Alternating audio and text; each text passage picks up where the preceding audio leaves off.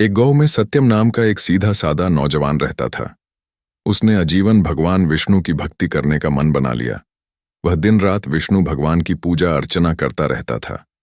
एक दिन उसे एक साधु बाबा मिले।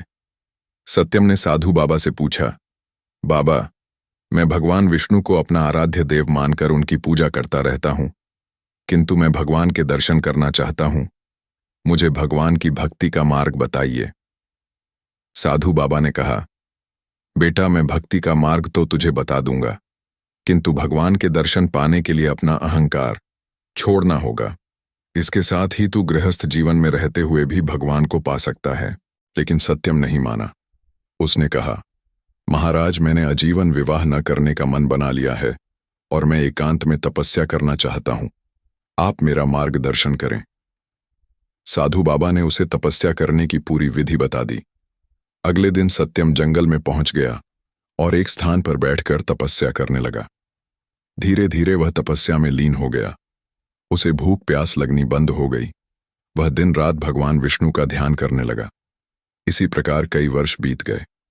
एक दिन सत्यम जब ध्यान लगाकर तपस्या कर रहा था तो उसे लगा जैसे उसकी तपस्या पूर्ण हो गई। उसके शरीर के अंदर अलौकिक शक्तियां भर गई हैं। यह देखकर सत्यम बहुत खुश हुए। उसने भगवान के इस चमत्कार को नमन किया और वह तपस्या करने लगा। तभी एक पेड़ पर एक चिड़िया चहचहा रही थी। उसकी आवाज से सत्यम की तपस्या भंग हो रही थी। चिड़िया इस सब से बेखबर चहचहा रही थी। सत्यम को गुस्सा आने लगा। उसने आंख खोलकर चिड़िया से कहा, मूर्ख चिड़िया, तुझे दिखाई नहीं देता मैं तपस्या कर रहा हूं। मेरी तपस्या तूने भंग कर दी। इसकी सजा तुझे अवश्य मिलेगी। यह सुनकर चिड़िया रोने लगी और माफी मांगने लगी।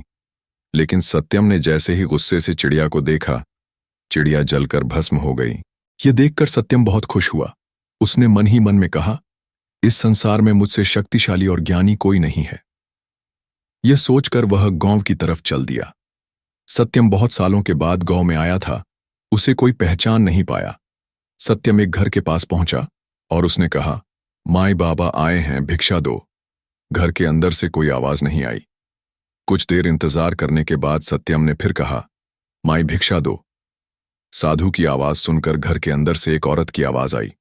उसने कहा, साधु बाबा, तनिक इंतजार कीजिए, मैं अभी अपने पति को भोजन करा रही हूं। अभी नहीं आ सकती, कुछ देर बाद आकर आपको भिक्षा दूंगी। यह सुनकर सत्यम क्रोध से भर गया। उसने कहा, मूर्ख, जानती है मैं कितना ज्ञानी तपस्वी साधु हूं। मेरा अपमान करने का साहस इस संसार में किसी को नहीं है। तभी उस घर से आवाज आई, क्षमा कीजिए महाराज, किंतु मैं अपने पति को भोजन कराए बिना बाहर नहीं आ सकती। यह सुनकर सत्यम और अधिक क्रोध में बोला, तू इसका परिणाम जानती है। यह सुनकर उस घर से आवाज आई, महाराज, मैं कोई पेड़ पर बैठी चिड़िया नहीं हूं जो आपके क्रोध से भस्म हो जाऊंगी। यह सुनकर सत्यम आश्चर्य में पड़ गया। उसने कहा, तुझे ये सब कैसे पता?